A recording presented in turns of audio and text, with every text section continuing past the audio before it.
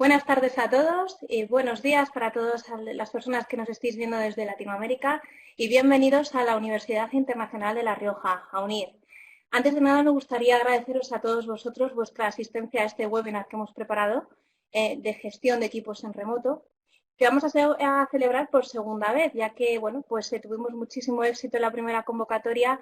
Lamentablemente nos dejamos a gente que no pudo acceder y queríamos que todos tuvierais la oportunidad, ¿no?, de poder asistir en directo a esta acción formativa que hemos preparado.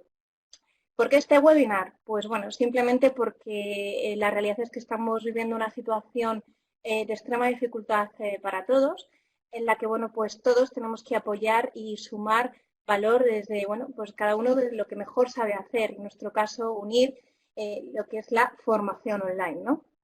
Muchos nos hemos tenido que adaptar en un tiempo casi récord al teletrabajo, ¿no? Pasar pues de una oficina, de un local, de un despacho, de conversaciones de tú a tú con clientes, ¿no? Bueno, pues a teletrabajar desde casa. Y además sumándolo a una complicación que se añade, ¿no?, que es el compatibilizar nuestro trabajo pues con el cuidado de muchas personas bueno, pues que cada uno de nosotros tenemos y que estamos las 24 horas del día con ellos, ¿no? Además, obviamente, lo peor, ¿no?, lo que son las noticias que estamos recibiendo continuamente, que además, bueno, pues nos ponen a cada uno de nosotros al límite.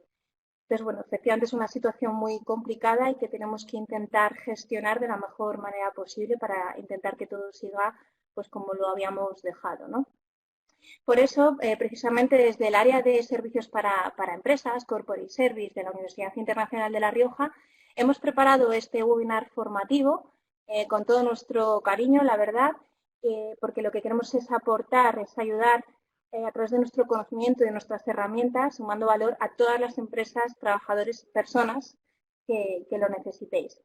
Entonces, sin más dilación, voy a presentar a los dos expertos que hoy nos acompañan, bueno, para que tengáis un poco cuál es su perfil formativo y, bueno, que podáis plantearle al final de la sesión todas las dudas que tengáis. Tenemos por un lado a Israel Carrasco. Él es licenciado en Ciencias Físicas y tiene un máster executive en Recursos Humanos por Garrigues. Cuenta con 17 años de experiencia en dirección de recursos humanos y comercial, tanto en España como en otros países. Además, bueno, gran parte de estos años ha estado precisamente gestionando lo que nos ocupa, ¿no?, que es la gestión de equipos internacionales en remoto. Lleva actualmente 2 años trabajando como consultor en su propio proyecto llamado Humanos con Recursos. Y nada, Israel, bienvenido y muchísimas gracias por estar aquí con nosotros. Por otro lado, nos va a acompañar también Muchas gracias Mario. por la invitación. Gracias, Israel. Por otro lado, nos acompañará Mario Arias Oliva. Él es doctor en Administración de Empresas por la Universidad Rovira y Virgili y doctor en Ciencias de la Información por la Universidad Complutense de Madrid. Cuenta también bueno, pues con una amplia experiencia como profesor universitario y con mucha experiencia internacional en el ámbito docente-investigador. De hecho, tiene muchísimas publicaciones internacionales y podemos destacar de él 2 libros sobre gestión de conocimiento y sobre sistemas de información en recursos humanos, que han sido publicados en Estados Unidos. Esperamos de corazón que este webinar formativo sea de aplicación para todos vosotros y os ayude sobre todo a dar continuidad a todos vuestros negocios, proyectos, empresas, clientes que tengáis actualmente en mano. Muchísimas gracias de nuevo por vuestra asistencia y comenzamos. Bueno, pues buenos días. Gracias, Brenda, por la presentación. Comenzaré yo, que soy Mario Arias, y posteriormente continuará mi compañero Israel Carrasco. Y bueno, quiero comenzar agradeciendo a la UNIR esta excelente iniciativa en estos momentos de crisis, como bien ha definido Brenda. Pues las empresas deben de dar lo mejor de sí mismas, y yo creo que la UNIR pues demuestra su compromiso con la sociedad, emitiendo este seminario en abierto y permitiéndonos aportar a Israel y a mí, con nuestro modesto conocimiento, pues nuestro pequeño granito de arena para ayudar a esta situación. Entonces vamos a estar analizando cómo gestionamos equipos en remoto y cómo teletrabajamos. Para ello, a lo largo de la próxima hora vamos a tratar 4 puntos principalmente. El primero es cómo teletrabajar desde casa, tanto a título individual como si estoy liderando equipos. El segundo será la gestión emocional y familiar en la actual crisis, ya que trabajar desde casa implica problemas de conciliación, problemas de gestión de emociones. En tercer lugar, si tengo que construir un equipo remoto, cómo construir y diseñar un equipo. Y por último, en cuarto lugar, trabajaremos aspectos de organización, comunicación y gestión de equipos remotos. Entonces, actualmente todos estamos trabajando en red, aunque trabajemos en un entorno presencial, utilizamos el correo electrónico, utilizamos el teléfono móvil, utilizamos redes sociales, sistemas de mensajería y videoconferencia como Skype, como WhatsApp, etcétera. Pero claro, cuando trasladamos esto a un entorno de domicilio habitual, vemos que la cosa cambia y nos preguntamos, ¿qué características debemos de considerar para teletrabajar adecuadamente? Y si yo soy un líder y estoy gestionando un equipo, ¿qué recomendaciones debo dar en mi equipo? Teniendo en cuenta que la cosa en remoto se va a complicar, porque una persona puede estar trabajando en un único equipo, como vemos en la diapositiva, que sería el equipo de color rojo, pero fijaros cómo hay personas que vamos a estar trabajando en 2, 3, 4 equipos virtuales. Con lo cual debemos de considerar qué aspectos tenemos que tener en cuenta para trabajar desde casa. Creo que hemos perdido a Mario, así que voy a continuar yo. Estaba diciendo Mario que muchas de las cosas que vamos a decir son sentido común, que muchas veces es el sentido menos utilizado. Entonces, el lugar del trabajo es muy importante porque esto realmente nos cambia el enfoque con el que nos ponemos, el ánimo con el que nos ponemos a trabajar. Iluminación, ventilación y ergonomía son bastante importantes desde cualquier punto de vista. Hay que habilitar un espacio en casa en el que nos sentamos cómodos, tengamos la iluminación adecuada, la ventilación adecuada y la ergonomía adecuada. Si realmente gestionamos bien un espacio habilitado, lo siguiente es gestionar los horarios. La gestión del tiempo y la conciliación es muy importante. Como estaba diciendo Mario, estamos en una estamos en un experimento social. Un experimento social en el que realmente estamos teletrabajando, pero tenemos a los niños en casa. Muchos de nosotros tenemos a los niños en casa o muchos de nosotros estamos teletrabajando de forma obligada, entre comillas, sin una preparación adecuada. Entonces, por un lado tenemos que improvisar y rápidamente nos tenemos que adaptar y por otro lado tenemos que gestionar el tiempo. Como nos decía Mario en la primera sesión, es muy importante esa gestión y esa sincronización del tiempo. Puede ser que los niños normalmente se tengan que conectar con otros ordenadores o con el ordenador, entonces tenemos que compatibilizar los sistemas que tenemos en casa. Oye, ¿cuántos ordenadores tenemos? ¿Cuántos dispositivos tenemos? ¿Quién se tiene que conectar? ¿Quién tiene que hacer qué? Para que realmente esto no sea un impedimento, al contrario, nos gestionemos de una forma adecuada y estemos todos cómodos. Muchos nos intentamos aislar. Oye, no, tengo que trabajar, me voy a aislar. En ese lugar de trabajo me aíslo e intento estar lo más concentrado posible. Estar aislado muchas veces también nos genera estrés, porque estamos oyendo de fondo discusiones, conversaciones en las que nos gustaría participar, pero no estamos participando. Muchas veces es interesante conciliar también el espacio, no solo el tiempo, sino el espacio. Que estemos trabajando todos en el mismo área, porque podemos gestionar y si necesitamos salir para hacer una reunión, una videollamada que necesitamos un poco más de concentración, salimos temporalmente y podemos volver. Esto es interesante. Creo que ya tenemos de vuelta a Mario. Sí, perfecto. Muchas gracias. ¿Te tenemos de vuelta? Disculpad, como comentaremos posteriormente, el teletrabajar desde casa implica una saturación de las infraestructuras de telecomunicaciones, con lo cual es probable que a alguno se le entrecorte a lo largo de la sesión o podemos tener estos problemas porque nosotros estamos teletrabajando también. Bueno, el tercer punto es la motivación y es que en entornos de trabajo debemos de cuidar los aspectos de automatización, disciplina y resiliencia. Es muy importante buscar la motivación dentro de nosotros mismos, porque pensar que no vamos a tener a nuestro jefe o a nuestro compañero cercano para compartir en un momento cara a cara pues ciertos aspectos que me permitan motivarme. Exactamente igual respecto a la disciplina. El hecho de no tener que levantarme, no tener que entrar a una determinada hora, pues me puede hacer que me levante más tarde, que no me duche, que no tenga ciertos hábitos. Por lo tanto, es muy importante en el teletrabajo aprender a disciplinarnos. Y por último, la resiliencia. como la capacidad de no venirnos abajo ante los problemas, sino crecernos y ser capaces de hacer frente a ellos y aprovechar las oportunidades de este nuevo entorno.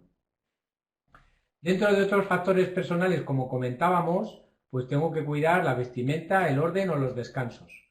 La vestimenta es que me levanto por la mañana en pijama, comienzo a trabajar y cuando me quiero dar cuenta me acuesto y no me he cambiado, no me he duchado, no me he aseado, no me he arreglado. Hay veces que ni tan siquiera a lo mejor nos hemos peinado.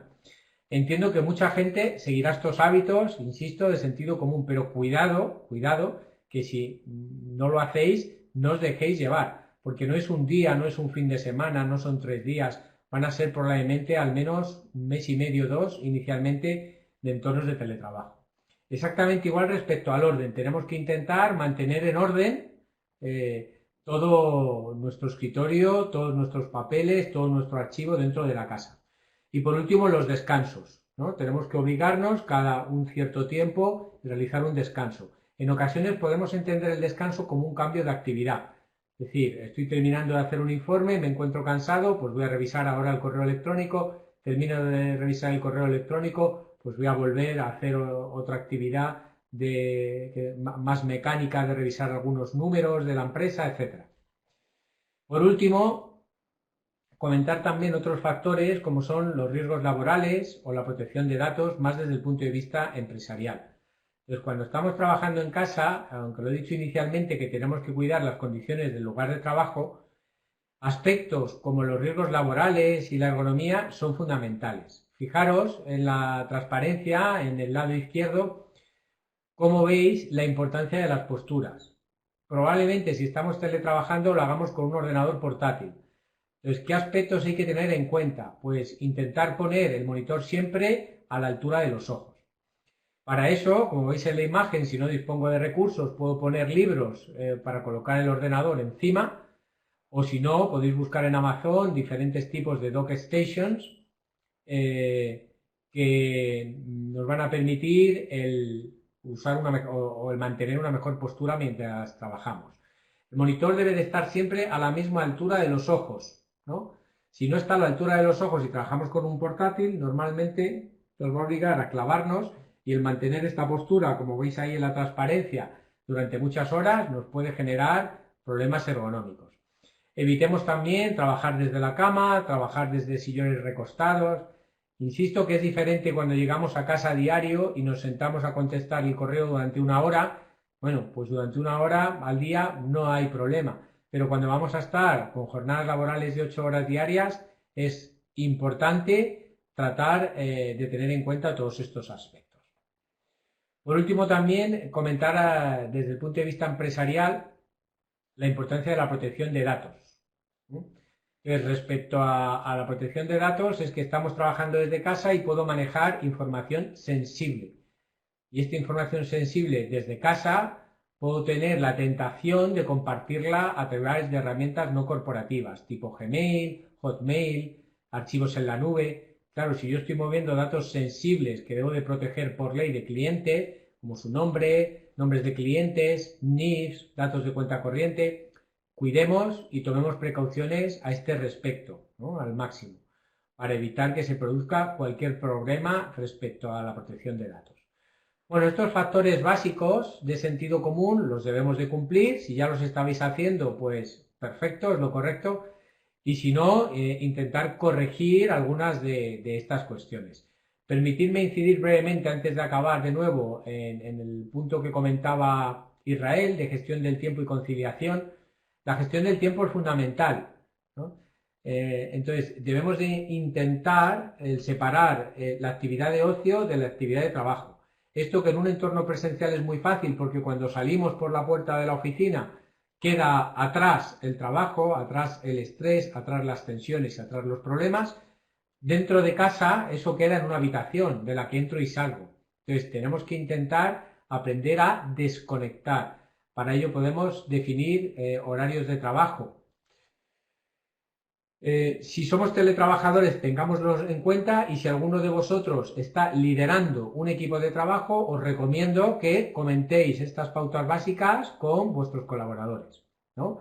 recordarles, pues si están trabajando en un sitio bien iluminado, bien, si realizan una ventilación adecuada, si cuidan la ergonomía y cómo colocarse, si gestionan el tiempo y concilian bien con sus parejas para evitar a la misma hora, si tenemos niños pequeños, pues tener videoconferencias, por ejemplo, cómo están de motivación, si necesitan algún tipo de ayuda, si siguen una serie de hábitos, de horarios, vestimenta y si cuidan todos los aspectos de protección de datos y riesgos laborales.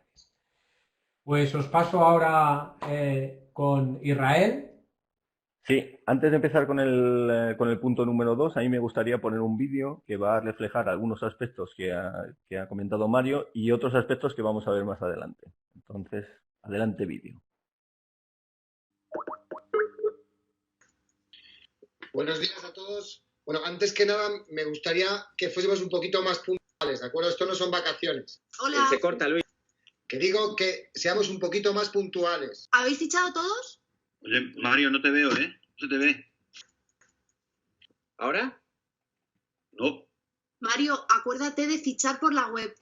A ver, vamos a empezar tratando el tema de la liquidez. Me gustaría saber cuánto podemos aguantar en esta situación, sobre todo. Pues a ver, a nivel de liquidez y teniendo en cuenta tener altas nuevas, pues no sé. ¿Me veis ahora?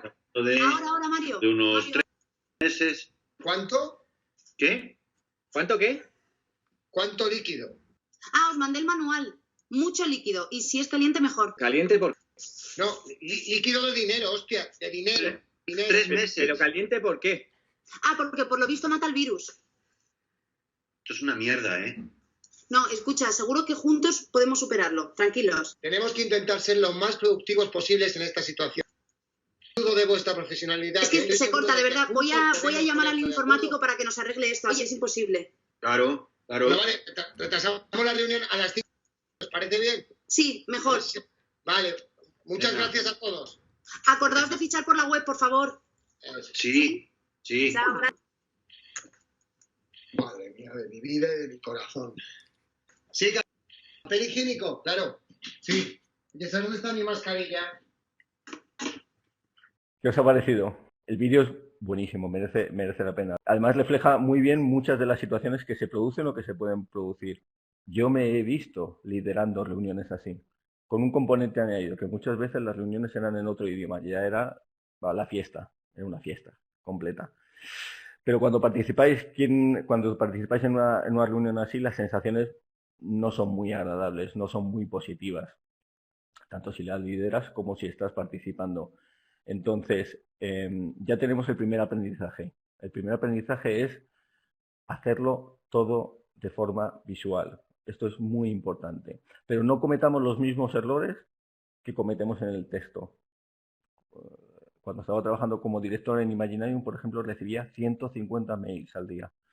150 mails, muchos de ellos estaban en CC, muchos de ellos no eran directamente para mí. Entonces, cuidado con invitar a muchas personas a la reunión, cuidado con todo lo que hemos visto antes. Hay que cuidar muchos aspectos, hay que quizás más planificar y organizar, que es un aspecto que ha dicho Mario y que va a tocar Mario al final con el tema de la comunicación, que son muy importantes porque hace que una reunión sea un éxito o un fracaso. Pero estamos hablando del vídeo, estamos hablando del streaming. Si una imagen vale más que 1000 palabras, ¿cuánto vale un vídeo? Y ahora sí que quiero veros en el chat. ¿Cuánto creéis que vale un vídeo? Si una imagen vale más que 1000 palabras, ¿cuánto vale un vídeo? ¿Podríais cuantificarlo? Venga, quiero ver los primeros. Os quiero decir que esta sesión va a ser muchísimo mejor que la anterior, ¿eh? Os vamos a ofrecer una calidad mejor porque hemos aprendido de la primera sesión. 10.000. Alex dice 10.000. 1000 por 25 imágenes por segundo. Muy bien, buenísimo, Josep. Si eso lo puedes calcular, el vídeo tiene 2 minutos. 2 minutos son 120 segundos. 120 por 25, 2500. Te vas cerca, sí. Infinito. Uf. Pues mira, según el Forrester, que es una empresa americana de estudios de mercado independiente, exactamente un vídeo vale 1.8 millones de palabras. 1.8 millones. ¿Pero por qué conectamos tanto con el vídeo? Pues básicamente por 3 razones. Primero, porque el 90% de toda la información que va a nuestro cerebro es visual. Y encima se transmite 60.000 veces más deprisa que el texto. Y la tercera es porque nos emocionamos mucho más, nos permite emocionarnos mucho más y conectar mucho más. Entonces, usar mucho más vídeo. Cuidado con el texto, cuidado con la mailitis. Aparte del coronavirus, hay una enfermedad también que es la mailitis. Enviamos todo por mail y en copia a todo el mundo. Cuidado. Vamos a potenciar el vídeo, vamos a potenciar la imagen y vamos a pensar en las reuniones quién tiene que estar y quién no tiene que estar. Y es mejor hacer 3 reuniones separadas que una incluyendo a todo el mundo. No ganamos el tiempo, lo perdemos. Venga, nos metemos ya con el punto número 2, gestión emocional. Lo primero es la situación actual, voy rápidamente. Todos la sabemos, pero simplemente para tener un punto de partida. El punto de partida es que estamos en una situación de alerta por pandemia, por lo menos en España. En el resto de los países lo desconozco, pero estaréis por ahí, con un riesgo grave para la salud propia y la de todos mis seres queridos, incluso mis compañeros de trabajo. Además, estamos con una privación de libertad personal, que no intelectual. No puedo ir donde quiera. Encima, estamos en una situación de confinamiento familiar. Tenemos que estar en casa con mi familia o solos, depende de la situación de cada uno. Al mismo tiempo, estamos siendo sometidos a un bombardeo informativo.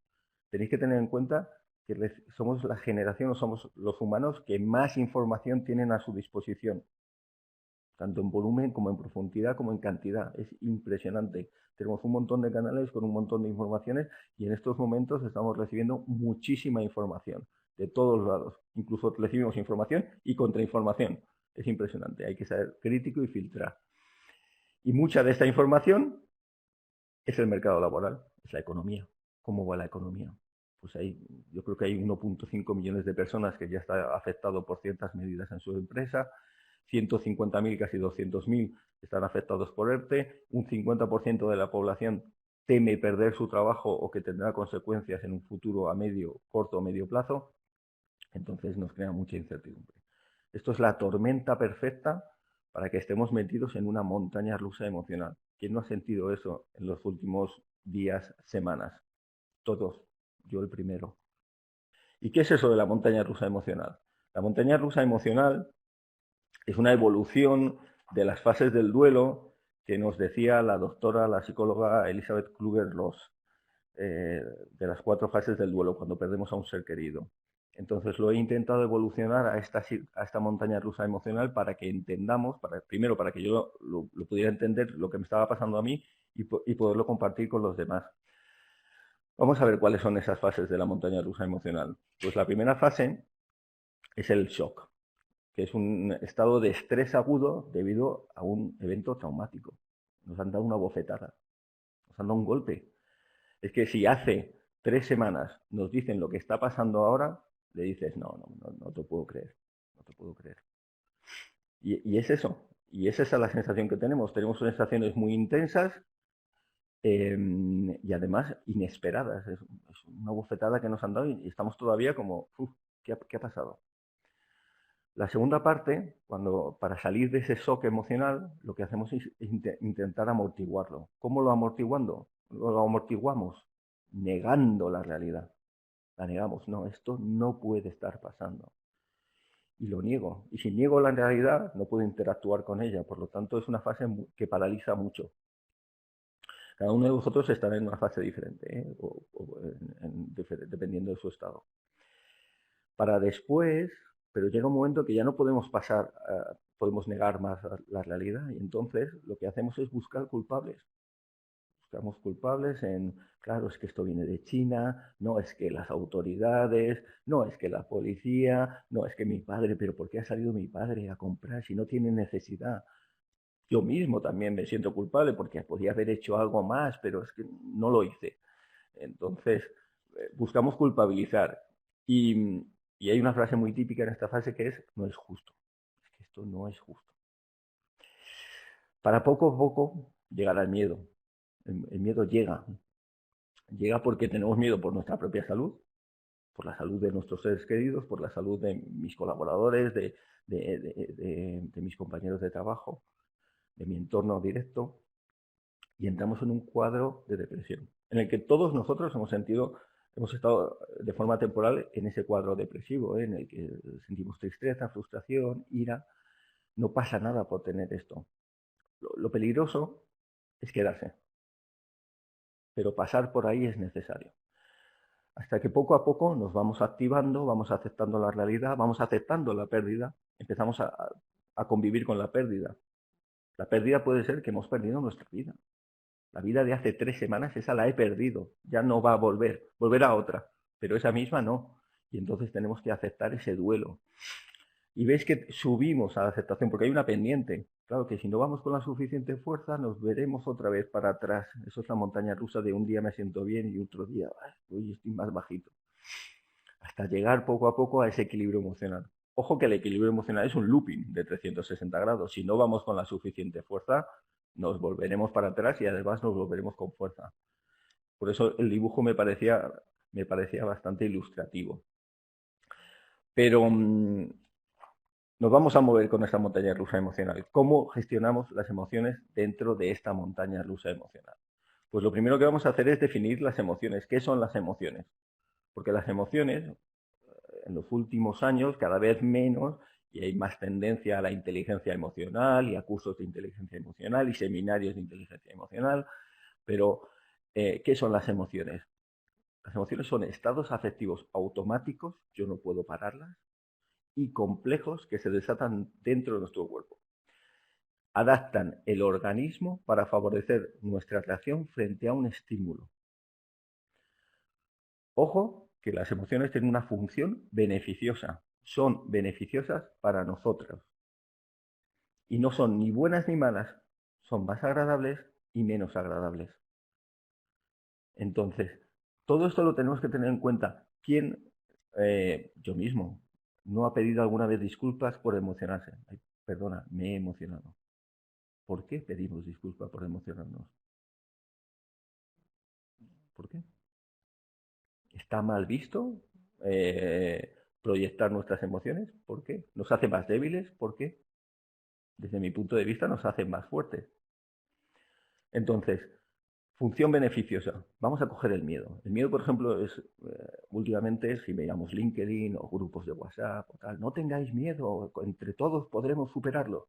Pero es que el miedo es beneficioso. El miedo es beneficioso. El miedo, me voy a ir a una metáfora, es como el tablero que llevamos en el coche. El tablero que llevamos en el coche, tenemos la velocidad, las revoluciones, y de vez en cuando nos saltan alarmas, nos saltan warnings. Una alarma que puede surgir es, me estoy quedando sin gasolina. Me estoy quedando sin gasolina y lo que hacemos es, normalmente lo que hacemos es decir, ok, me estoy quedando sin gasolina, debo tener entre 60 y 80 kilómetros de autonomía, bueno, en cuanto vea una gasolinera, paro y reposto. Eso es el miedo. El miedo es un warning que nos lanza nuestro cuerpo y que nos dice, oye, no estás preparado para afrontar la situación actual. Busca recursos, prepárate. Si yo no hiciera caso al testigo de la gasolina, seguiría andando con el coche y a los 60 kilómetros, 80 kilómetros me quedaría tirado. Pero eso no lo hacemos. Si no hacemos eso, ¿por qué no le hacemos caso al miedo? Al miedo hay que hacerle caso. Es beneficioso para nosotros. Es un ejemplo. ¿Vale? Una vez que hemos definido qué son las emociones, vamos a ver qué emociones hay. Aquí me gusta mucho la estructura que definió Paul Ekman en 1972. Inicialmente él definió 6 más una que añadió posteriormente y las llamó las 7 emociones básicas, que son universales. Después, asociado a estas emociones básicas, hay una serie de expresiones faciales y microexpresiones faciales que van asociadas a cada una de ellas y una serie de comportamientos. Las 7 emociones básicas de Ekman son miedo, tristeza, sorpresa, ira, desprecio, asco y alegría. A partir de aquí hay muchos hijos, hijas, nietos, nietas. Cada uno las verbalizará de una forma diferente, pero es necesario conocerlas. Paul Ekman, además, últimamente ha lanzado una iniciativa muy chula con el Dalai Lama. Han hecho el Atlas de las emociones, que es muy recomendable. Ahí tenéis la página web, Paul Ekman Group, que es muy interesante que lo miréis. Y es necesario saber esto para dar el siguiente paso, el cómo gestionar las emociones. No podemos vivir sin emociones. Lo que tenemos que hacer es vivir mejor gestionando las emociones, nuestras emociones, que hemos dicho que son automáticas. No podemos pararlas. ¿Vale? Ok. Venga, entonces, ¿cómo gestionamos nuestras propias emociones? Pues, ¿cómo vivimos mejor con nuestras propias emociones? Lo primero que tenemos que hacer es reflexionar y conectar con nosotros mismos. Identificar nuestras emociones, nombrarlas. Por eso es interesante saber cuáles son las emociones básicas.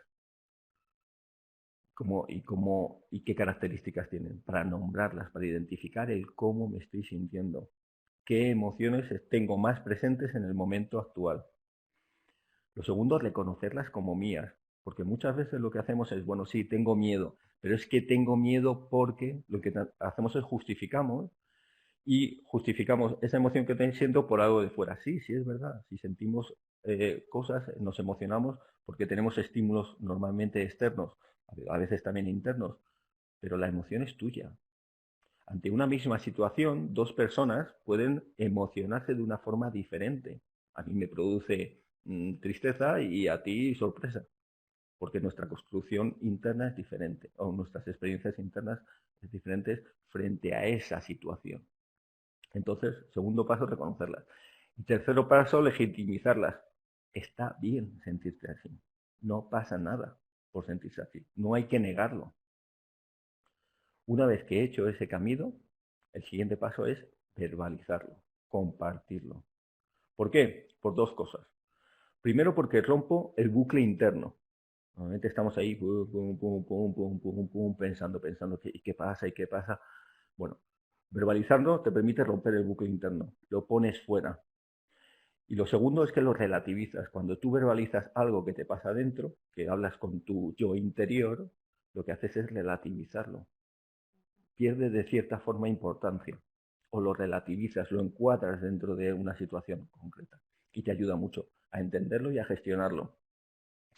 Para dar el siguiente paso, que es activarme. Con eso, con esa emoción que tengo y después de esa verbalización, hago cosas. Si es miedo, me preparo. Y si es otra emoción, lo que hago es activarme para cubrir esa necesidad que me está diciendo. Me activo físicamente y me activo psíquicamente. ¿Vale? Una vez que he hecho este proceso, lo que tengo que hacer es acompañar a mi familia y a mi equipo en esa gestión emocional. Yo tengo que ser un valor de ejemplo. Una vez que hago ese proceso, que hago ese autoproceso, lo tengo que compartir. Parte del proceso es compartirlo. Y lo que tengo que hacer es acompañar individualmente a los miembros de mi equipo y a los miembros de mi familia, y que considere que puede hacerlo y que le gusta esta forma de gestionar las emociones. Pero a mi equipo, sin duda, porque estamos en un entorno grupal y de trabajo, porque seguramente ellos estarán sintiendo los mismos y les ayudará mucho, uno, que tú lo hagas de forma honesta con ellos y que les invites a hacerlo contigo, acompañarles en el proceso, que no ayudarles. Cuando estamos ayudando a alguien, lo hacemos desde un plano de superioridad. Yo te ayudo porque sé más que tú. Cuando te acompaño, es que estamos los dos. Aquí no hay maestros ni alumnos, sino que los dos aprendemos. Compartir mi proceso contigo me ayuda a mí, y que tú lo hagas conmigo también me ayuda a mí. Nos estamos ayudando mutuamente y nos acompañamos. Una vez que el proceso individual ya nos sentimos cómodos, lo que hacemos es lo llevamos al proceso grupal y empezamos a crear procesos o áreas en el que compartimos de forma grupal. Podemos empezar todas las mañanas con cómo nos sentimos de forma grupal, a medida que de forma individual nos vayamos sintiendo cómodos. Todos se tienen que sentir cómodos con esto y nos ayuda a ese acompañamiento grupal. Y el cuarto punto es la monitorización continua, que estamos en una montaña rusa emocional, lo hemos dicho, vamos para arriba, vamos para abajo, es de ida y de vuelta, y estamos muy sensibles a las noticias externas. Oye, la curva del coronavirus va a bajar, no va a bajar, cuántas personas murieron ayer, cuántas personas hay infectadas. Nos vamos a mover con ese proceso social y al mismo tiempo el proceso individual. ¿Qué pasa si mañana te dan una noticia de un ser querido tuyo? Pues obviamente te afectará. Y hay que monitorizar para acompañar ese proceso. Ok, este es el punto 2, que es gestión emocional y familiar. Pero ¿cómo construimos ese equipo? Sin duda los pilares es empezar desde la construcción emocional. Pero a nivel organizativo y a nivel grupal, ¿cómo lo hacemos? Pues lo primero, en la construcción de equipos, tanto en remoto como no en remoto, pero ahora, dada la situación actual, es la visión. A mí me encanta esta frase de Warren Bennis. Warren Bennis fue, bueno, es mayor, pero sigue vivo. Fue un asesor de 4 presidentes de los Estados Unidos y al mismo tiempo escribió 20 libros de management y liderazgo. Es un experto muy reputado a nivel internacional. Y él dijo que el liderazgo es la capacidad de transformar la visión en realidad. Concisa, sencilla, directa, clara. Me encanta. Lo primero y más importante, la visión. ¿Pero qué es la visión? Y por eso la imagen es de una brújula. La visión es como una brújula en la que yo pongo y defino cuál es la dirección en la que vamos a avanzar. Después viene el GPS. El GPS es como el business plan. El GPS me dice dónde estoy, dónde quiero ir, por qué calle me va a mandar y cuánto voy a tardar. Eso es el business plan, el plan de acción, lo que queráis llamar. Pero lo primero es poner la brújula. En esta situación actual de coronavirus, de confinamiento familiar, ya lo hemos dicho todo antes, con mi empresa, con mis objetivos de grupo, ¿cuál es la dirección? Y una vez que marco la dirección, lo siguiente es liderar para transformar esa visión en una realidad. Y saco el GPS. ¿Y cómo lideramos? Pues básicamente yo os voy a pasar por encima, que no podemos pararnos muchos. Aquí podríamos hablar horas y horas de cada uno de los modelos, pero son modelos que yo he descubierto en mi etapa profesional, que he aplicado, que funcionan, que me gustan por su sencillez, pero también por su impacto. Hace mucho tiempo conocí el liderazgo situacional de Hersey y Blanchard. Este modelo es de los años 70. En su momento, yo lo descubrí después, porque soy más jovenzuelo. En su momento fue muy innovador, porque en ese momento el paradigma era el líder es y tiene unas determinadas características. Ellos lo que dijeron no es, no, contrario. En función de la madurez de la persona y en función de cómo haga las tareas del desempeño, el líder tiene que adoptar unos determinados estilos. ¿Y cuáles estilos son estos? Pues directivo, persuasivo, participativo y delegativo. Entonces, la principal característica del líder es adaptarse. Este modelo está muy orientado a la persona, no al grupo, y este modelo está muy orientado a la tarea, que son carencias que luego cubre el líder resonante de Goleman. Goleman, que fue el que formalizó, no inventó, pero formalizó la inteligencia emocional, posteriormente se unió con Boyatzis y McKee para hacer este libro, El líder resonante crea más. Muy recomendable.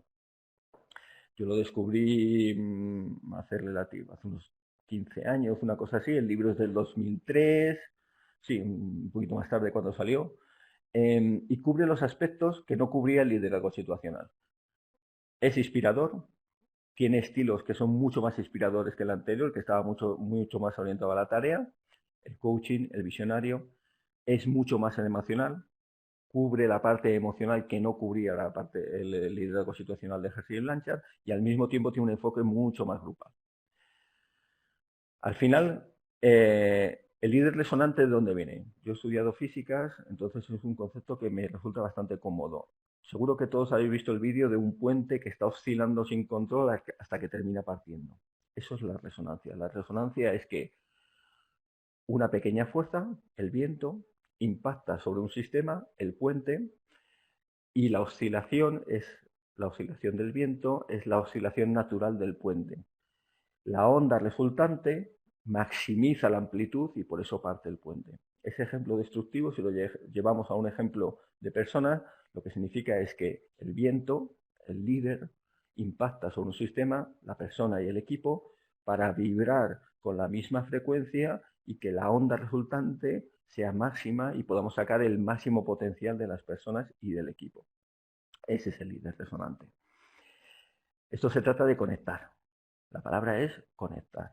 Yo tengo que conectar con las personas y con el grupo. Entonces tengo que adaptarme a la situación de cada una de las personas. Es como la imagen que he puesto ahí, que es el mástil de la guitarra.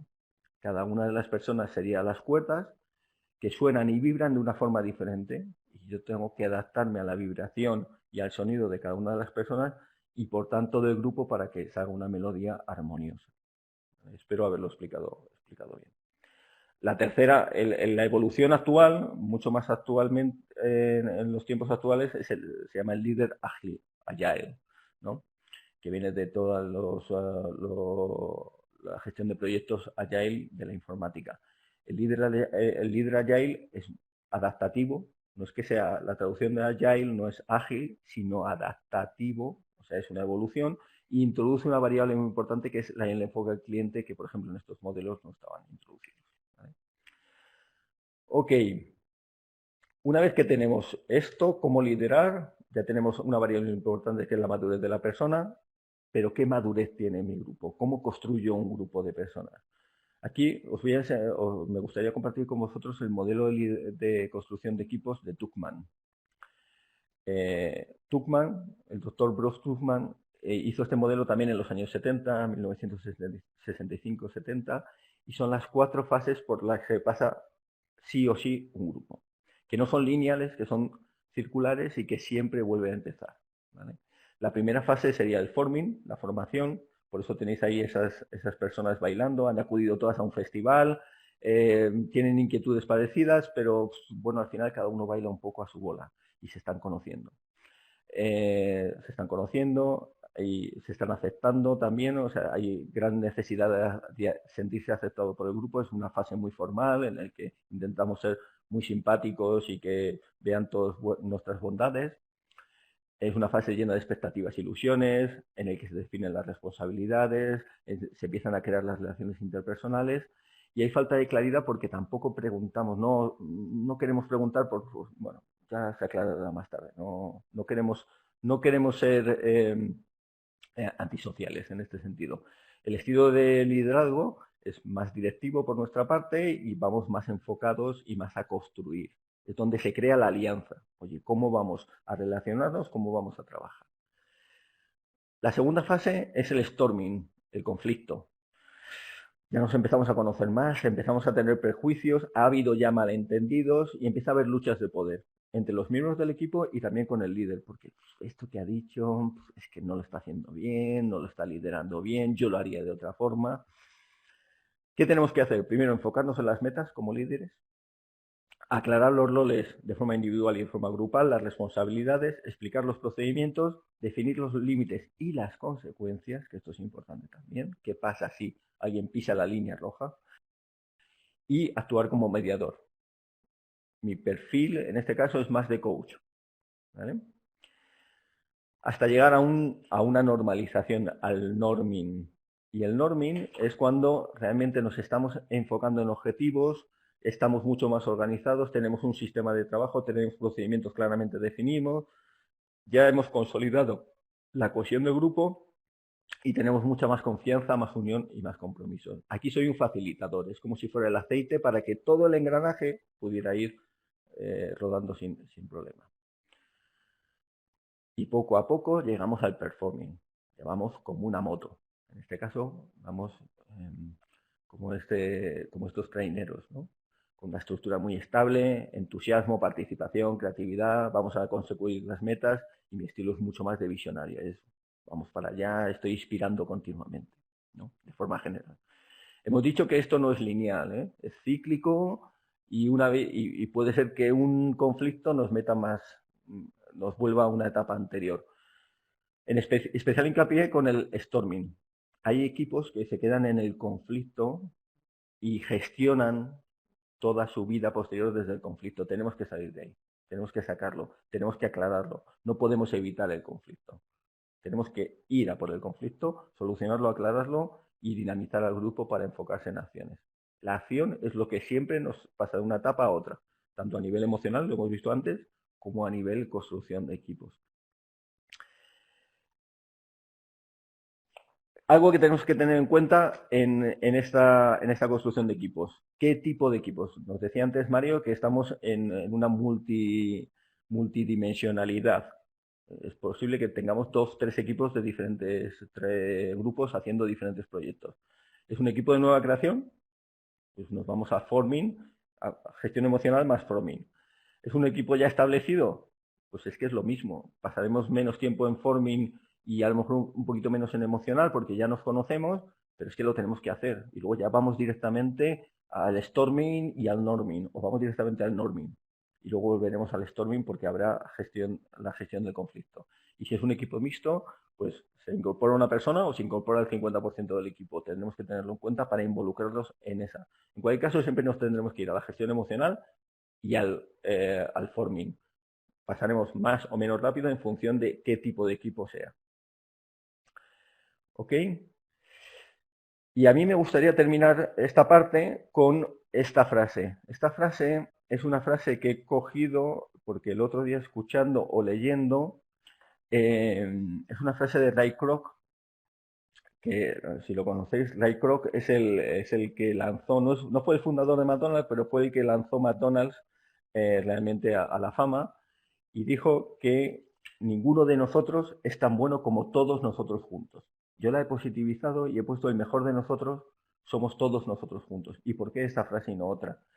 Porque es el lema que tienen en el equipo de urgencias, de médicos, médicas, enfermeras, enfermeros, de urgencias de un hospital de Madrid. Y creo que es muy pertinente dada la situación actual y encima es un pequeño homenaje a ellos. Y os dejo con el punto 3 con mi compañero Mario. Perfecto, muchas gracias, Israel.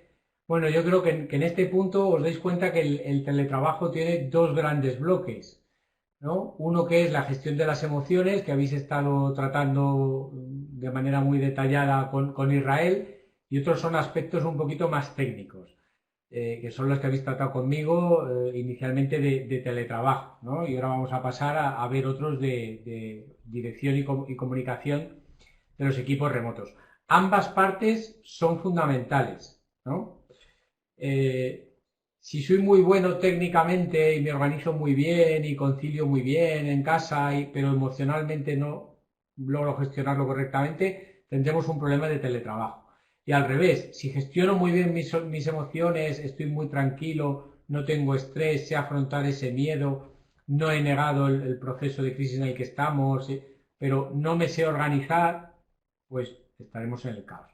Entonces, cada uno ahora tiene que hacer su reflexión particular para ver qué aspectos tiene que tocar. Dejando las emociones y volviendo a la parte más técnica de dirección y comunicación en equipos remoto, vemos que el contacto directo se pierde y la información informal se pierde en el día a día, ¿no? Si yo estoy en una reunión cara a cara o tengo un compañero enfrente que le llaman por teléfono, simplemente con ver su cara yo puedo intuir muchísima información y leer. Es decir, si en una reunión yo estoy planteando un objetivo al equipo o un objetivo a una determinada persona o una forma de afrontar una tarea y veo a alguien que me está mirando así, pues fijaros, ¿no? Me está torciendo la mirada, está mirando a otro sitio, tiene cara de incredulidad. Ya simplemente con eso yo puedo detectarlo y preguntar, ¿no?, a ese miembro del equipo. ¿Hay algo que no te parezca bien? ¿Hay algo que podamos mejorar? ¿Piensas que se puede hacer de otra forma? Claro, esto en un entorno de teletrabajo en parte los perdemos. Si hacemos videoconferencia sí que podemos, pero se pierde intensidad comunicativa en la conferencia hoy en día, es innegable, ¿no? El estar en este entorno de pantalla no puedes ver 7 caras al tiempo, mientras que en una reunión es muchísimo más fácil ver las expresiones. Entonces, perder este contacto puede provocar problemas de dirección. ¿Cómo podemos sustituirlo y suplirlo? Pues primero con una excelente dirección, segundo con una excelente comunicación y tercero, como ya os ha informado y os ha detallado Israel, con una buena gestión emocional. Vamos a ver cada una de ellas. La primera es la dirección. Los equipos necesitan un liderazgo, necesitan que alguien coordine el equipo.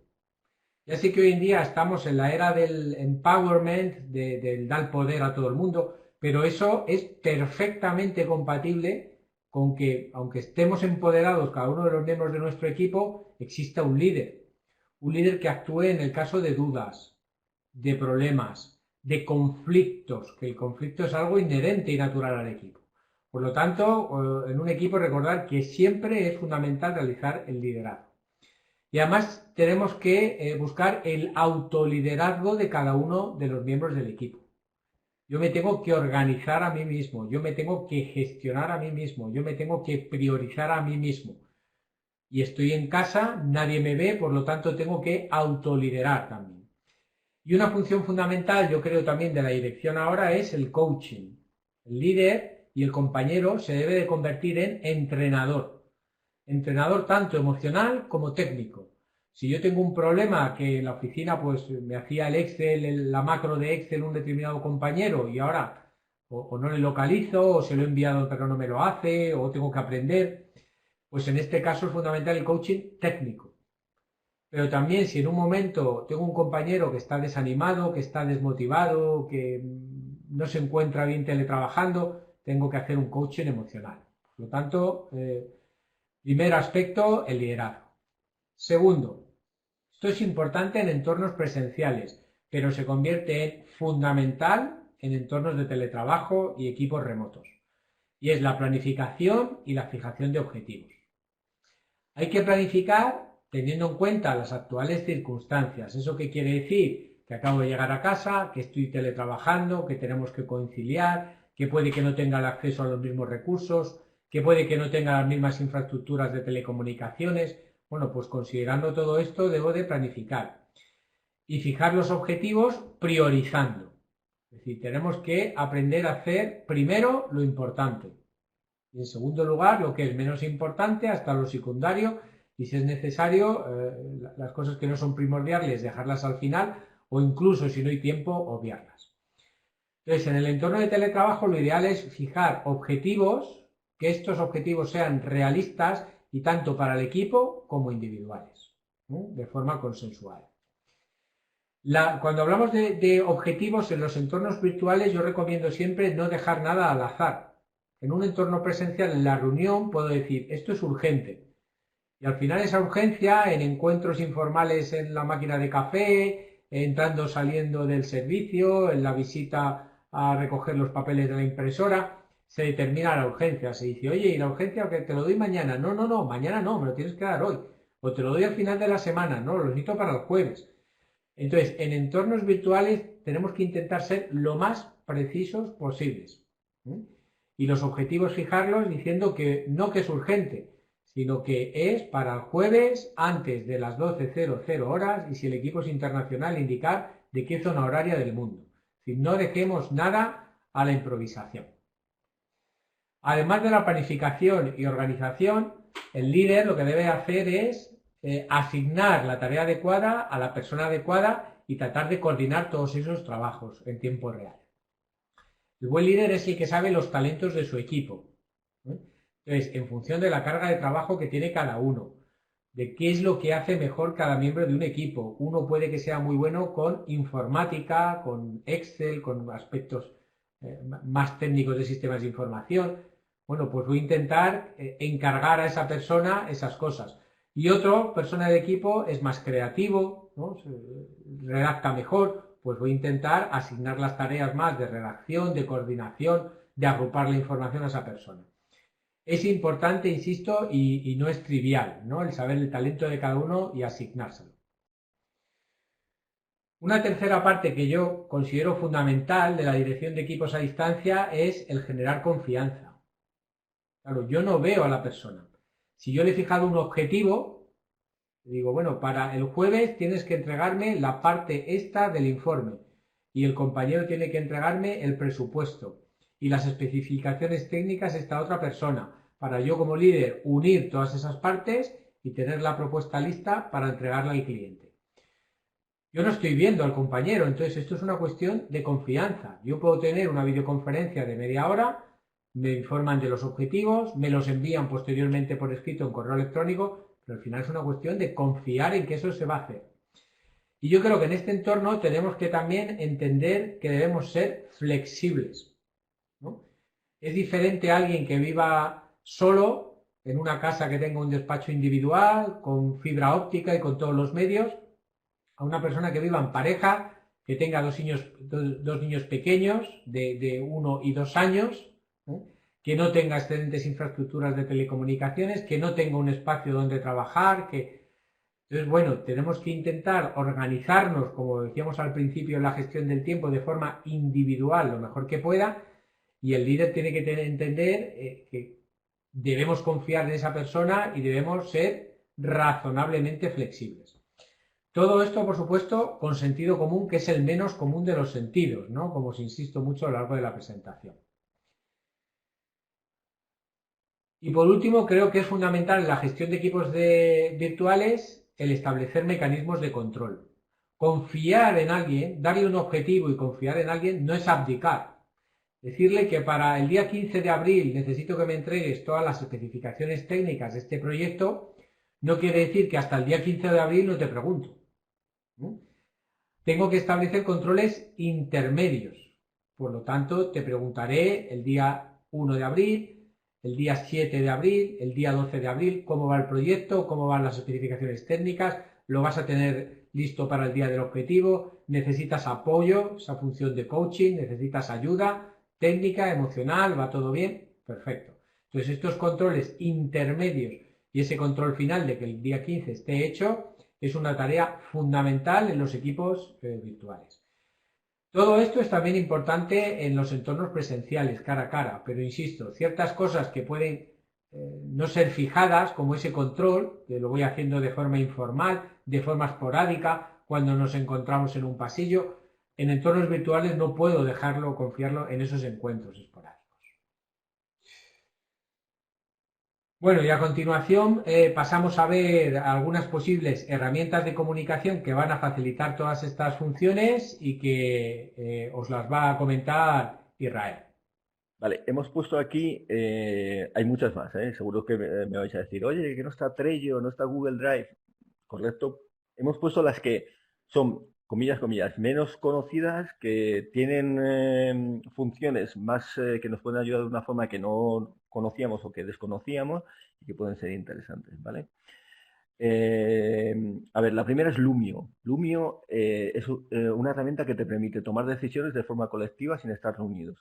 ¿Cómo funciona Lumio? Yo, líder, o yo, miembro del equipo, cuelgo una propuesta con un PowerPoint, con un vídeo explicativo, con lo que quiera, y la gente dice me gusta, no me gusta, hace propuestas alternativas, la mejora, la complementa, y esto en línea, o sea, lo permite hacer sin estar conectados directamente en línea, con lo que yo puedo colgar la propuesta y como tenemos hasta mañana o pasado mañana, todo el mundo se mete, da feedback de forma diferido y funciona muy bien, es muy interesante. Doodle para cerrar fechas y reuniones y horas de reuniones. Esto es una herramienta muy interesante, especialmente ahora que tenemos que fijar fechas y al mismo tiempo ser flexibles. Doodle lo que te permite es abrir slots en diferentes días y horas y en función de eso la gente va diciendo, pues a mí aquí, a mí aquí, a mí la grupal aquí, la individual allá, y tú ya tienes una visión global de quién te ha cogido y no hay slots duplicados. Es muy interesante. Kahoot es una herramienta bastante interesante, seguro que la he usado vuestros hijos. Mi hija la usa para hacer exámenes, por ejemplo. Es una herramienta de formación, de seguimiento y de examen, comillas, de una forma muy amigable, muy friendly, muy gamificadora. Puedo pasar información a los equipos o a un grupo de personas sobre algo que tienen que saber o algo que quiero en lo que se formen. Y es muy divertido, de verdad. Luego está Google Keep, que nos permite crear y hacer seguimientos de tarea y compartir información de forma visual. Yo tengo un tablero en el que puedo asignar por persona, pum, pum, pum, por grupo, a este otro, puedo colgar imágenes, puedo colgar archivos, funciona muy bien y la gente va diciendo, pues mira, esta tarea ya está hecha, lo que decía un poco Mario antes, ¿no? Pues mira, hay subtareas y al final de una tarea definitiva, pues voy avanzando así, que me permite hacer un seguimiento bastante visual. Aganti, esta la he descubierto hace poco. Es una web que me permite definir lo que decíamos, ese GPS. Yo pongo el GPS, estoy aquí, quiero ir hasta allí en los próximos meses y estos son todos los proyectos en forma de diagrama de Gantt y de ahí salen tareas que puedo asignar y la gente puede decir cómo van en cuanto al progreso. Es muy chula y muy interesante, muy visual, me gusta mucho. Loom, esta herramienta me parece muy interesante. Muy interesante, ¿por qué? Yo hace tiempo descubrí, no sé cómo, leí un artículo de cómo trabajaban en Amazon con las reuniones. Para ser mucho más eficientes y mucho más eficaces en las reuniones, lo que hacen los participantes es cruzar las presentaciones. Todo el mundo se cruza también las inquietudes que tiene sobre las presentaciones de los demás, y en la reunión, cuando se juntan, lo que hablan es sobre las inquietudes, aclaraciones, mejoras, cambios de enfoque de lo que ya han visto. No van sobre toda la presentación, eso ya lo han hecho antes. Es un trabajo previo, por lo que la presentación es mucho más enfocada. Ok, Loom lo que te permite es hacer esto mismo en vídeo. Es un vídeo en el que tú te grabas. Puedes grabar solo la pantalla o puedes grabar la pantalla y a ti o solo a ti. Y con eso tú le mandas a tus compañeros el desarrollo que has hecho sobre una tabla de Excel, el desarrollo que has hecho sobre un PowerPoint, el enfoque de un business plan, el budget de los próximos tal, con lo que cuando llegáis a la reunión se cruzan las preguntas y realmente sobre los puntos aclaratorios. Todo el mundo ya tiene en sí las cifras o los contenidos de esa presentación y es mucho más eficiente. Especialmente ahora lo recomiendo y además es en diferido. Yo os los mando el link, cada uno lo ve cuando puede verlo y cuando llega la hora de la reunión realmente todos estamos en la misma línea. Y Moodle, que es una herramienta que te permite crear cursos en línea y entornos de aprendizaje personalizados. Yo puedo customizar realmente el entorno de aprendizaje de este grupo, de este otro, y colgar los contenidos y los cursos para ese equipo en concreto. Son herramientas bastante interesantes. Hay más, insisto, Trello, Google Drive, hay un montón. A mí hemos elegido estas porque nos parecían las más diferenciadoras. Y ahora continúa Mario. Perfecto. Bueno, yo os voy a dar algunas herramientas más a nivel corporativo también para mejorar la comunicación en los equipos. La primera que veis en el lado izquierdo de color morado se llama Microsoft Teams, probablemente alguno de vosotros ya la conozca, y es el sustituto. Microsoft ha sacado esta tecnología para sustituir a Skype y Skype empresarial. Entonces es un entorno que permite videoconferencia, igual que Skype, pero permite también ya integrarlo con sistemas de ficheros compartidos como SharePoint o OneDrive, permite chat y guardar esos chats para poderlos compartir posteriormente, realizar grabaciones de pantalla. Aquí una cuestión importante y es que estas infraestructuras de Microsoft Teams se soportan sobre la nube de Microsoft en muchas de las ocasiones.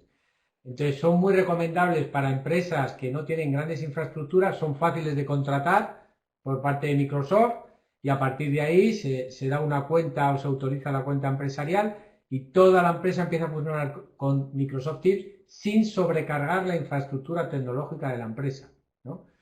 Porque ya hemos leído todo seguro o hemos sufrido caídas como la que he tenido yo por problemas en infraestructuras de telecomunicaciones. La segunda que tenéis en el centro es Adobe Connect, que es lo que estamos utilizando ahora y también es una tecnología muy adecuada, especialmente si tenemos que hacer grandes difusiones, grandes comunicaciones, pero puede ser utilizada también para reuniones en grupo. Y la tercera, también como sistema de videoconferencia, es la que tiene Cisco, que se denomina Webex, ¿no? Buscándolo en Internet podéis encontrarlas y ampliar información. Pero ahora, más que las herramientas, quería centrarme en cómo comunicar a través de estas herramientas y daros algunos consejos sobre cómo utilizarlas. Lo primero es que en entornos de teletrabajo y en entornos de equipos virtuales vamos a tener saturación de canales y saturación de información. Primer consejo, concreción. Debemos de ser muy concretos en nuestra comunicación, tanto si estoy haciendo una videoconferencia, como si estoy escribiendo un correo electrónico, como si estoy en un chat de WhatsApp, si es profesional, insisto. Por eso os pongo ahí esta famosa frase que es el acrónimo KISS, que no quiere decir beso, sino que son las iniciales de Keep It Short and Simple. Recordarlo siempre, ¿no? Estos mensajes a veces no concretos de la mañana de hola, buenos días, buenos días, buenos días, y todos buenos días. Si tienes 27 buenos días, pues debemos intentar evitarlos. O los podemos hacer a nivel gestión emocional, como bien decía Israel, mediante una llamada de teléfono. Llamar a algún compañero y charlar con él, ¿qué tal? Buenos días, ¿cómo estás? ¿Cómo te encuentras de tensionado? ¿Cómo ves la situación? Pero no sobrecargar los canales de comunicación e información. Un segundo consejo. Estamos en un entorno multicanal de comunicación. Cuando hablo de multicanal es que todos tenéis correo electrónico, WhatsApp, puede ser que además tengáis Telegram. Tenemos además ficheros compartidos. Tenemos Skype. Hacemos videoconferencias a través de Webex o de el propio WhatsApp o del propio Telegram. Entonces, esta multicanalidad puede hacer que perdamos eficacia en la comunicación. No sé si os ha ocurrido ya en entornos presenciales, pero hay veces que pides, oye, envíame el teléfono del cliente. Dices, enviado. No lo puedes recuperar en ese momento y al día siguiente, cuando vas a recuperarlo, dices, ¿dónde está el teléfono del cliente? ¿Estará en el grupo de WhatsApp? ¿Me lo habrá enviado por WhatsApp? ¿Estará en correo electrónico? ¿Me lo habrá pasado por Telegram? ¿Lo hablamos por el chat del Adobe y estará en el chat del Adobe o en el chat de Microsoft Teams? Entonces hay veces que esa dispersión de canales pueden provocar que perdamos tiempo y seamos menos productivos. Intentemos establecer unas normas de qué guardamos y cómo compartimos cada una de las cosas. Bueno, pues los acuerdos de las reuniones los vamos a poner en un documento Word, en un compartido dentro de OneDrive. Y ahí tenemos todos los acuerdos de las reuniones. Y siempre hay, no un día en un documento de OneDrive, otro día lo envío por correo electrónico, ¿no? Otro día no envío nada. Y eso es la gestión de diferentes canales. Y en segundo lugar os pongo ajuste. Y el ajuste es elegir el canal adecuado para la comunicación adecuada. Por ejemplo, si tengo que dar una crítica a un miembro de un equipo, el correo electrónico no es un medio adecuado. Porque por correo electrónico por escrito la crítica es más dura, no hay interacción, no puedes ver la reacción de la persona. Lo ideal sería para hacer una crítica el hacerlo por videoconferencia o mediante teléfono al menos, para poder charlar y comentar con la persona cuál es el problema que hay y cuáles son las posibles vías de solución de forma consensuada y compartida. Pues esto es lo que quiero decir con multicanalidad y ajuste. Tercer problema, la infoxicación. La infoxicación es la intoxicación de información. Debemos de cuidar, que ya lo ha comentado Israel anteriormente y totalmente de acuerdo con él, en no saturarnos de información, en no poner en copia a todo el mundo y en copia oculta y en porque esto nos lleva al final a tener 27 correos al día que realmente ni me van ni me vienen y el importante puede que se pierda. Y si eso le sumamos lo anterior, la multicanalidad, pues peor. Ahí tenéis una foto de WhatsApp con mensajes de diferentes personas o grupos silenciados, en el cual en uno tengo 154 mensajes sin leer, en otro 475 mensajes, en el otro 428 y en el otro 447. Comentarme por el chat, ¿os suena esto? ¿Os pasa esto a veces? Que dejas un rato WhatsApp o el correo electrónico y cuando vuelves te encuentras... Sí, todos los días, ¿no? Me comenta Irene por ahí que esto ocurre todos los días, que efectivamente que es un horror, que el caos, bueno, los chats de los colegios ya de estos mejor ni hablamos, ¿no? De los colegios de los niños, ¿no? Bueno, pues intentemos, en la medida de nuestras posibilidades y si soy líder, consensuarlo con el equipo, el decir, por favor, enviar lo estrictamente necesario, Hagamos una economía de datos para no saturarnos todos. No enviemos mensajes que no tienen sentido o contestemos buenos días, ¿qué tal estás? Estoy bien, estoy bien, estoy bien, estoy bien. Aquí un paréntesis y es que cuidado, esto no quiere decir que me tenga que aislar y no hablar con nadie, no, no, no. Mejor hay que hacer una reunión todos los días de 9 a 9:30 simplemente para vernos las caras y ahí sí, ahí nos vamos a preguntar ¿qué tal estás? ¿Cómo llevas la convivencia con tu pareja, con tus hijos? ¿Os organizáis bien? ¿Tenéis miedo por la crisis? ¿Qué pensáis que va a venir? ¿Tenéis algún temor? ¿Tenéis alguna pregunta sobre cómo actúa la empresa? Sí, pero concentrémoslo ahí, en esos momentos, o en una llamada de teléfono, o no sobresaturemos los canales. Ahí bien, Juan Carlos indica que hoy ha sido capaz de incluso no mirar el teléfono durante todo el día. Bueno, siguiente consejo a este respecto también, cuidado y mantengamos el equilibrio. En función de todo lo que os he dicho ahora, alguien puede pensar, no, pues yo envío correos, ya no hago videoconferencias para no saturar a los demás, no voy a llamar para evitar interrupciones. cuidado que esto nos puede llevar al aislamiento, y el aislamiento en entornos de teletrabajo es malo. Pero no nos vayamos al extremo contrario, y es a la saturación.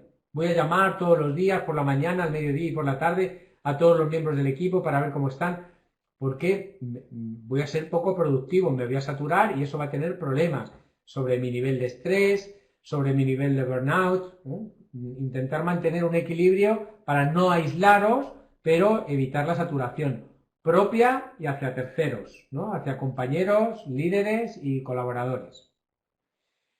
En este sentido, elijamos bien entre comunicación síncrona y asíncrona. La síncrona es en el mismo tiempo y espacio, ¿no? Por ejemplo, sistemas de videoconferencia. Pues si hay algo que realmente es necesario y es necesario gestionar las emociones, es necesario motivar, hagamos una videoconferencia. Pero quizás para pedir únicamente un dato de un cliente, un teléfono de un cliente, un informe, una propuesta, pues a lo mejor para eso es mejor no estar interrumpiendo al compañero por teléfono para decirle, oye, envíame la propuesta de... Es mejor poner un correo electrónico, ¿no? Utilicemos el medio adecuado de síncrono o asíncrono. La formal versus la informal. La formal es la previamente estructurada y pactada. Entonces, en entornos remotos es fundamental establecer mecanismos formales. Nos reunimos todos los días de 9 a 9 y media para despachar. Os envío una vez a la semana los objetivos semanales mediante esa comunicación formal, siempre el lunes antes de las 10 de la mañana, lo tenéis. Esos son mecanismos formales, pero también sabemos que la comunicación informal en la cara a cara es importante. Yo comento siempre que de las cosas importantes que ocurren en las organizaciones no te enteras en las reuniones en muchas ocasiones, te enteras en la máquina de café, ¿no? Te enteras en un pasillo, te enteras de forma informal. Entonces mantengamos también esta comunicación informal con los compañeros sin llegar al extremo. Y por último, debemos intentar gestionar bien todos los archivos y la información, ¿no? Dentro de esta comunicación. Ahí os he puesto una foto que veis en pantalla de lo que puede ser un escritorio. ¿Tiene alguien el escritorio como aparece en la pantalla? Espero que me digáis que no, ¿sí o no? Bueno, afortunadamente no, pero con esto lo que os quiero decir es que en entornos de trabajo virtuales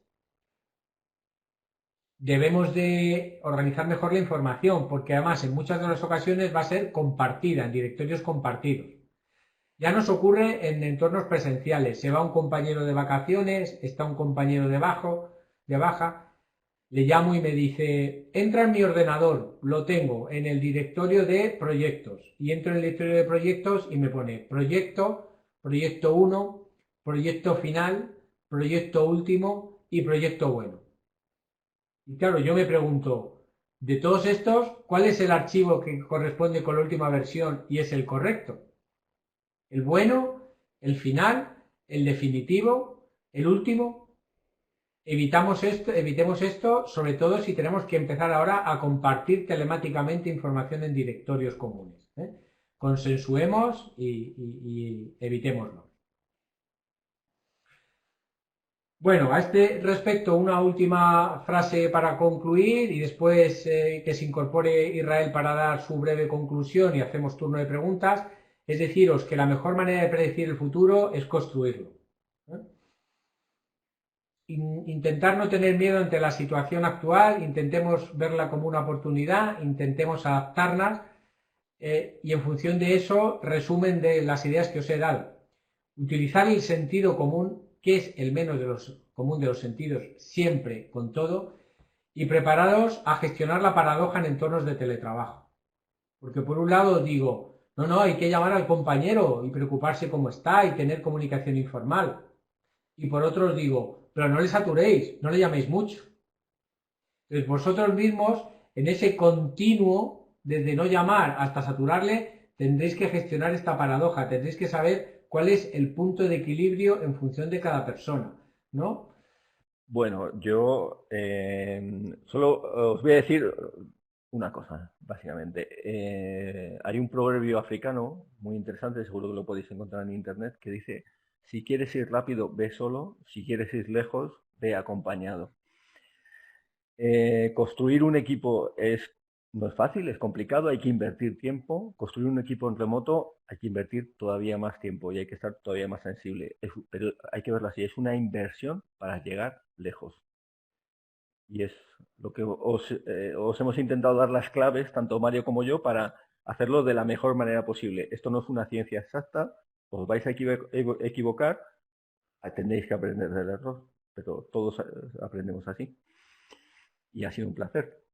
Y si queréis, damos paso a las preguntas. Mario. Sí, si tenéis alguna pregunta.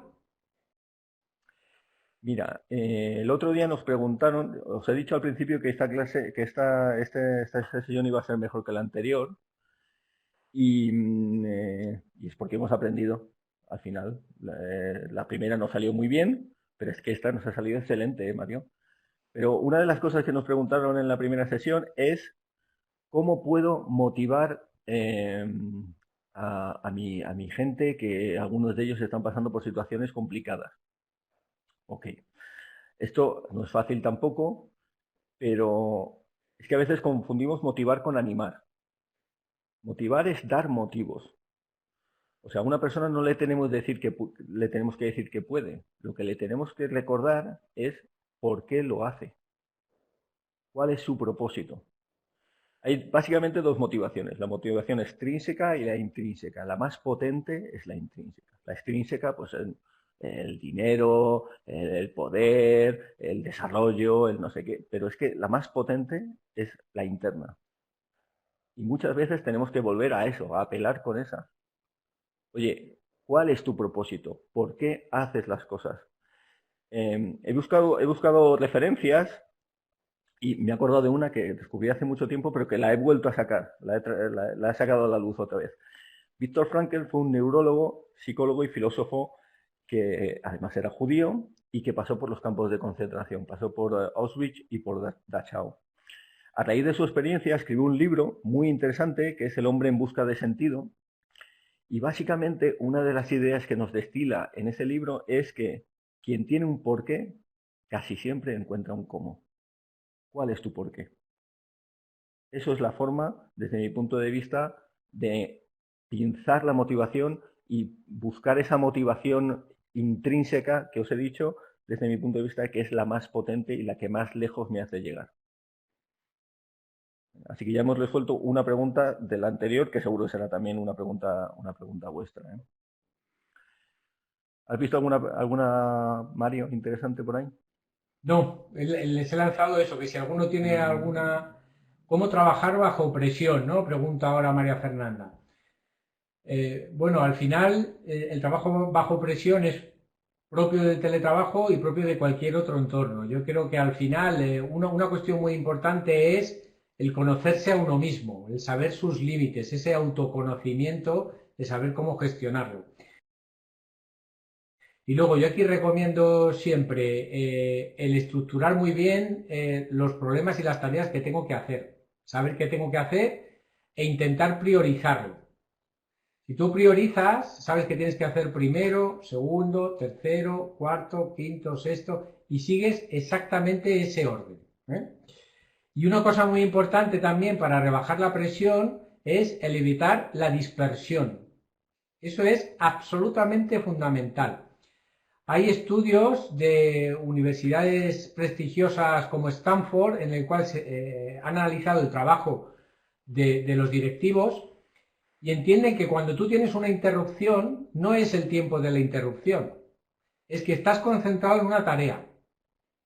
Te tienes que desconcentrar de esa tarea, prestar la atención a la nueva, concentrarte en eso, resolverlo y una vez que lo has resuelto, volver a la tarea, volver a concentrarte y todo eso implica una pérdida de tiempo brutal. Y os pongo un ejemplo que creo que nos ayudará a entenderlo. Estoy a punto de terminar un presupuesto complicado, un aspecto complicado, repasándolo. Me suena el teléfono móvil. Suena el teléfono móvil y en ese momento contesto, sí. No, un momentito que ahora mismo te lo envío. Sí, sí, te lo envío ahora. Minimizo lo que estoy haciendo en el ordenador, abro el correo electrónico y empiezo a contestar. Termino de contestar, cierro el correo, vuelvo a mi tarea y entonces digo, ¿había repasado la suma esta o no había repasado la suma esta? Y ante la duda, ¿qué hago? Volver a repasarla. Y que no es los 30 segundos de la llamada de teléfono, esos 30 segundos hay veces que se convierten en 10 minutos, en 15 minutos, en 20 minutos. Entonces, si vosotros aprendéis a gestionar bien el tiempo, a organizaros bien, a saber cuáles son las prioridades y hasta que no termine la primera no paso a la segunda, ni a la tercera, ni a la cuarta, a evitar interrupciones, pues desde el punto de vista técnico podemos reducir esa presión. Y luego desde un punto de vista emocional, no sé si Israel también quiere compartir algo a este respecto. Sí, lo mismo es el acompañamiento que hemos trazado. Primero el acompañamiento emocional, luego definir la visión, lo que hemos dicho. Si la visión es que tenemos que conseguir algo a corto plazo, entonces hay que compartirlo rápidamente con el equipo y hacerle consciente de que hay esa necesidad, porque trabajamos en urgencias o porque trabajamos aquí o porque tenemos que producir esto para material sanitario o por lo que sea, esos equipos de trabajo. Y los plazos son mucho más cortos y hay que jugar con el estado anímico de las personas y con la producción que tenemos que dar. El por qué estamos haciendo la cosa. Lo que estábamos diciendo antes de motivar. Oye, darles un propósito. ¿Por qué estamos haciendo esto? Hay un propósito, además de estos, detrás de estos y de cualquier trabajo bajo presión, puede haber un propósito muy chulo, muy bonito. Y si tengo el propósito en la cabeza, realmente voy a empujar mucho más y voy a darlo todo de mí. Había alguien que nos preguntaba cómo hacer una gestión de varios equipos. Pues hacer una gestión de varios equipos implica mucha intensidad por tu parte como líder, porque tienes que gestionar de forma individual, de forma grupal y luego irte a otro individuo y a otro grupo y hacerlo igual. No hay una fórmula en la que se pueda hacer más sintético o hacer escalado. Al final, cada grupo y cada persona tienes que darle su tiempo y su espacio. Tienes que ser autodisciplinado, tienes que organizarte para hacerlo y realmente organizarlo para que esto se pueda llevar a cabo. Y la construcción de equipo es una inversión. Es una inversión.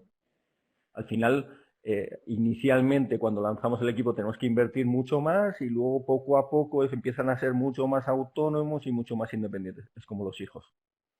Claro, y también desde el punto de vista más técnico, también vamos a lo mismo, a la organización, fijación de objetivo, intentar separar bien lo que son las tareas de los equipos, intentar buscar sinergias de tareas, ¿no? Por ejemplo, un mail motivacional o lo que compartes con un equipo, lo puedes hacer para el otro, intentar buscar sinergias entre esos 2 o 3 equipos. Habrá cosas que no, que será imposible por la temática, por el tipo de personas, pero inténtate organizar. Hay diferentes herramientas, desde un Outlook que te puede permitir pues, gestionar tareas y que les pongas diferentes etiquetas, hasta OmniFocus, que es para entornos de Mac, o diferentes, yo creo que ahí te puede ayudar.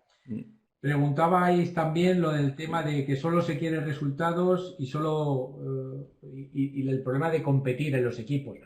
Y ahí, claro, me vuelvo a lo que estaba concluyendo ahora Israel de la gestión de equipos. Que construir un equipo lleva mucho tiempo. Construir un equipo no es fácil. Y un equipo realmente de alto rendimiento, donde la gente se encuentre bien, donde la gente esté cómodo, donde no haya competitividad, donde vean claramente que cada uno tiene su misión y que es necesario y que es fundamental y que nadie le va a quitar ese papel, pues cuesta mucho tiempo. Yo pongo la metáfora de los equipos de fútbol, ¿no? Cuando en un equipo de fútbol los jugadores están perfectamente compenetrados y tienen clara su misión, se miran y simplemente con eso saben dónde tiene que colocarse. En equipos poco compenetrados se miran, el balón lo tiran a la izquierda y el jugador se va a la derecha. Y encima se enfadan, se regañan, se echan las culpas. Claro, no se hace en un día un equipo, es una cuestión de esfuerzo. Y lo de los resultados, pues efectivamente, hombre, los resultados no nos vamos a engañar. Los resultados son importantes, ¿no? Y son fundamentales en el equipo. Pero yo creo que para conseguir los resultados, si intentamos aplicar en la medida de las posibilidades todo lo que hemos compartido, pues será mejor. Yo lo hago por confianza, ¿no? Yo he tenido equipos de trabajo que he liderado y que cuando he necesitado una ayuda para llegar a objetivo, todo el equipo se ha quedado más tiempo de trabajo para ayudarme.